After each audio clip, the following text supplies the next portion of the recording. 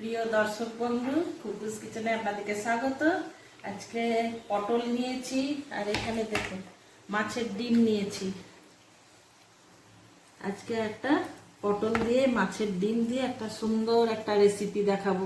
আমি পটলগুলোকে কেটে নিয়ে আসছি, তো চলুন ততক্ষণ।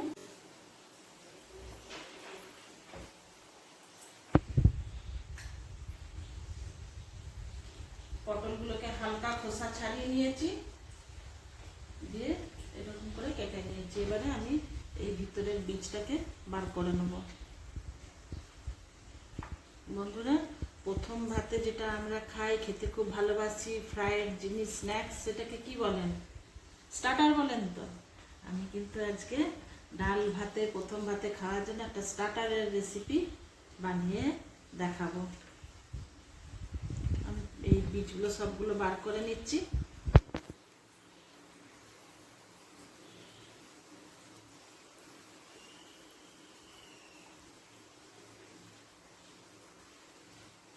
সব পটলের বীজগুলোকে বার করে নিয়ে আবার আসছি।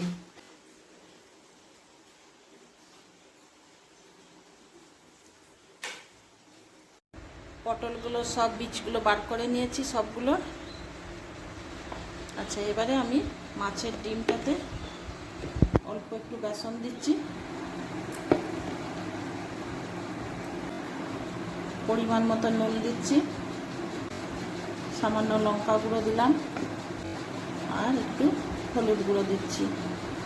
এরপরে পেঁয়াজ কুচি আর কাঁচা লঙ্কা কুচি দিলাম। ঝালটা নিজেদের প্রয়োজন মতন দেবেন। এটা বেড়ে ভালো করে মাখিয়ে নিচ্ছি।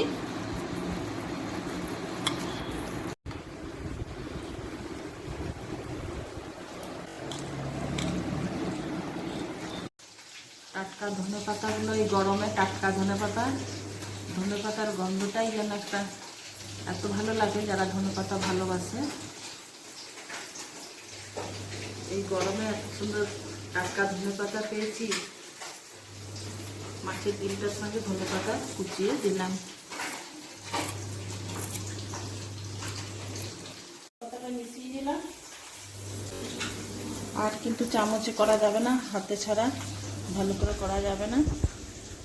এবারে এই পটলগুলোর ভিতরে আমি দেবো।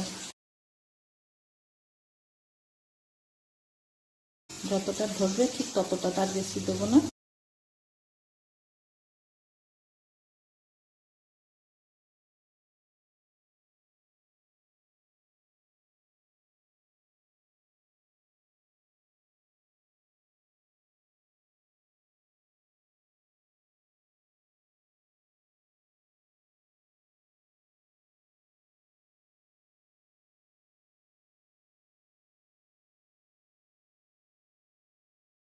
দেখতে দেখতে সবগুলোকে ভরে নিলাম মাছের ডিম।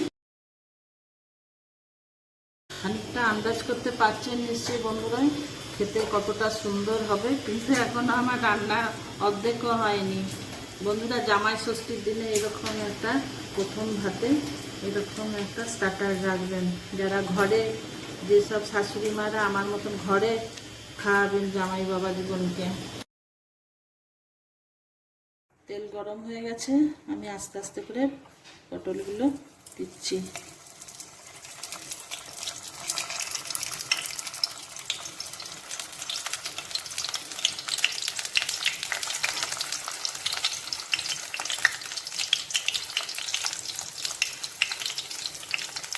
আগে পাঁচটাই দিই বন্ধুরা, সাবধানে করতে হবে তো। আমি একটু ঢাকা দিয়ে রাখছি। ঢাকাটা খুলছি এবারে।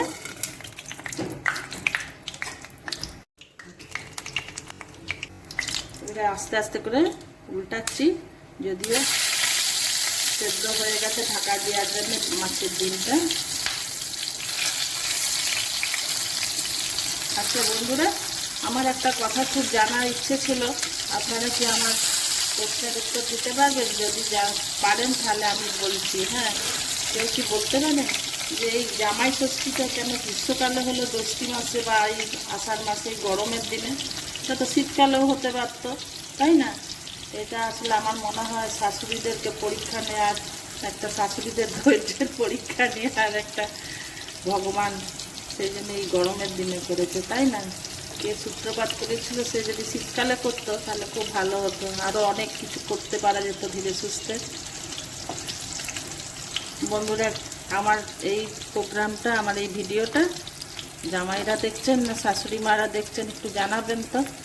আর এই কারণটাও পারলে জানাবেন তো, এটা শীতকালে হলে কত ভালো হতো, ধীরে সুস্থে অনেকক্ষণ ধরে রান্না করা যেত।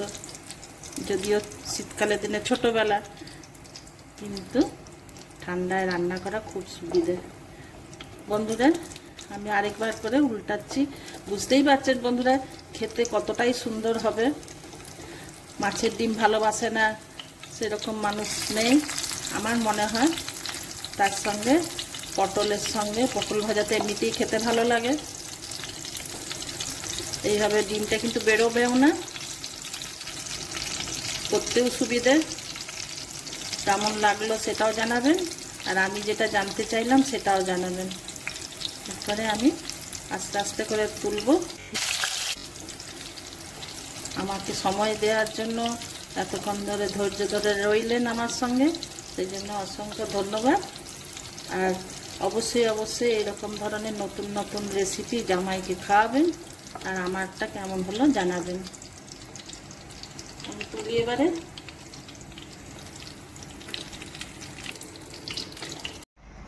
এবারে তুলছি বন্ধুরা।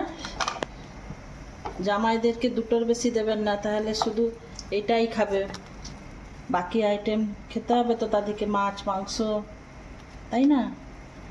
খুব সুন্দর খেতে হয় বন্ধুরা, বাড়িতে অবশ্যই করবেন। যদি জামাই বাড়িতে না থাকে, জামাই ষষ্ঠীর উৎসব কেন, যে কোনো দিনেই এটা করা যেতে পারে, জন্মদিনে বা এমনিই করবেন, খেতে খুব ভালো হয়। তৈরি হয়ে গেল আমার স্টার্টার।